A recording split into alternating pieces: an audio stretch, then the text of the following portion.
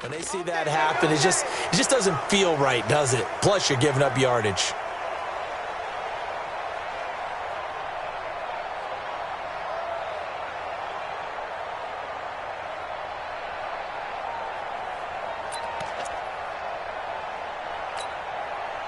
The Raven offense set at the line for this next drive. They have been struggling. I would imagine at halftime they went through some possible changes. Well, those changes aren't working, so now where do you go?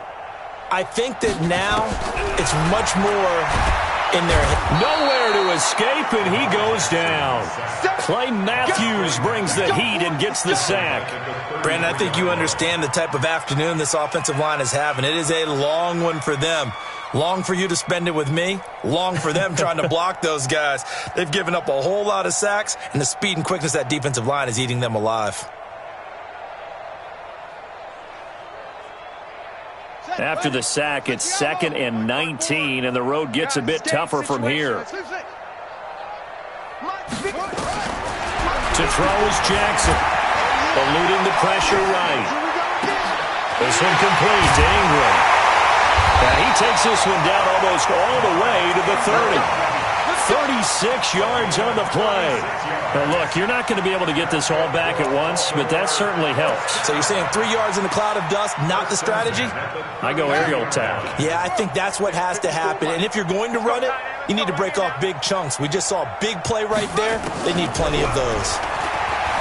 Jackson now. And a big loss here as he's taken down. Samson Abuka picks up his 2nd sack of the afternoon. This has been a tough one for this offensive line. It appears almost like they've been on roller skates this entire game, the way they've been pushed around. 6 sacks given up in this one.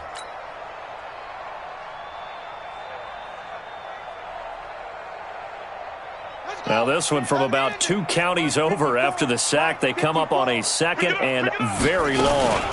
Out of the gun, they give to Ingram. And a pretty big hole as he's down to about the 40. Frustrating for a defense, energizing for an offense. Finding a way to create that type of yardage in your running game, that'll make the guys carrying the ball very, very happy. Jackson. Open man is the tight end, Nick Boyle. And they'll wind up getting this one all the way down inside the 20. And they pick up 25 as they convert on 3rd. 1st and 10 at the 16-yard line. Oh, yeah, I'm coming. Oh, yeah, I'm coming. They run. It's Mark Ingram. And this play gets blown up. They'll lose yardage. Back at the 17. It's a loss of a yard there, and it's 2nd down. After seeing that, maybe time to go back to some downfield throws here. Yeah, anything. Change it up, because the teams that win, the best teams, they're the ones that make adjustments. Doesn't mean you can't come back to what you thought you could get done. Sometimes when you open things up a little bit, you can get back to what you wanted to do before. Give them 14 on that one and a 1st down. 1st and goal at the 3-yard line. They'll come out in the pistol. From the gun, Jackson escaping the pressure right.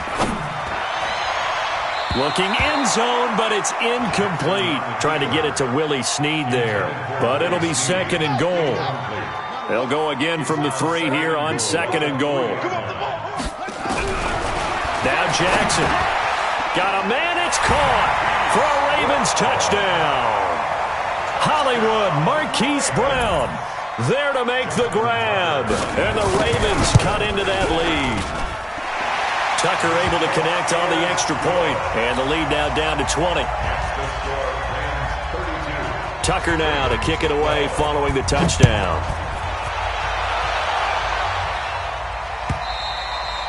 And this will not be returnable. It's out of the back of the end zone for a touchback.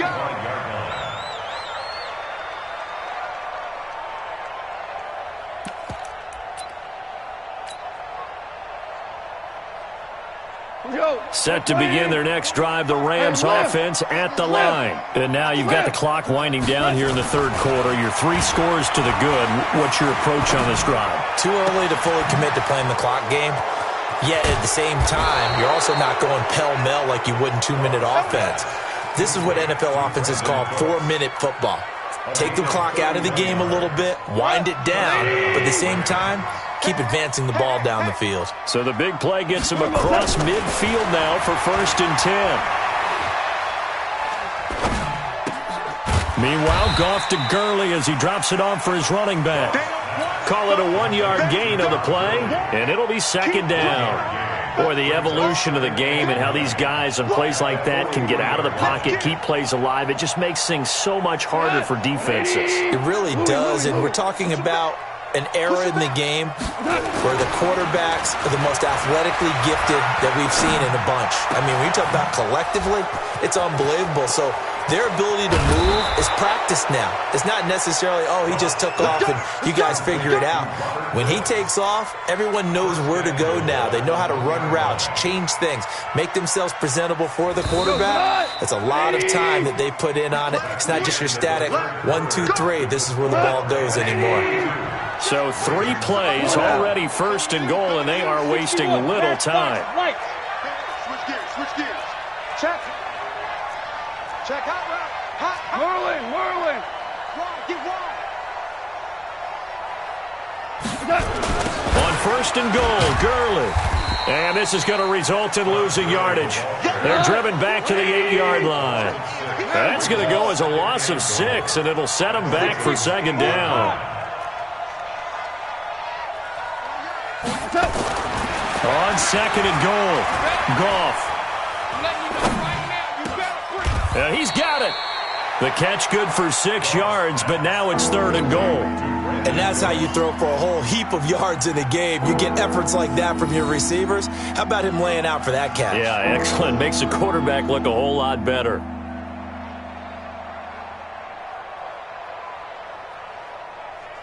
This defense hasn't let him in yet. They'll need to stiffen here. 3rd and goal from the 2. And he's going to be taken down. Goff is sacked. Well, this has been a pretty sizable drive. They've had some success. Finally, the defensive coordinator found some success of his own. I think he just simply said enough of that. Okay, they've moved the ball well. We need to force the issue from our end, and that's exactly what he did. So it's 3 more points, and that widens this thing out even further here in the 4th. And you know in this league, you can never have enough points, but this widens it out, as you said, and now it's all about ball control, isn't it? And this will be a touchback as that sails over the end line.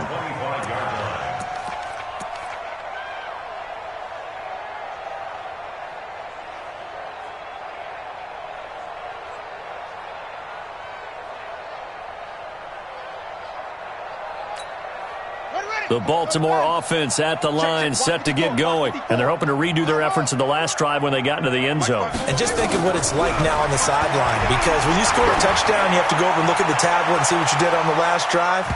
When you scored points, it's a whole lot better view than when you're trying to figure out how to fix things there. Meanwhile, they take a shot to start the drive, but this is going to wind up incomplete. An incomplete pass leads to 2nd and 10 from the 25. Throwing again, Jackson. And that going to be incomplete. A lot of contact, no call, and it's 3rd down. Another incompletion. You know, it's a wonder he's still moving around back there the number of times he's been sacked. Yeah, he's staying out there, isn't he? And you don't think about it much in a game like this, but he's showing incredible leadership. Still competing, still fighting, not taking himself out of a ball game that appears lost. And now the 3rd down throw incomplete as well. Just nothing there again. He's been sacked multiple times. We've seen the interceptions, of course. He's really been through the ringer, hasn't he? And what we've seen is a defense that's well coordinated. The front and the back really in sync. The front putting on the pressure, the backside being ball hawks and picking passes off. He finds Roberts, complete. And they get him down, but not before he takes it across the 40-yard line. The Ravens get a new set of downs, give them 17 on that pickup.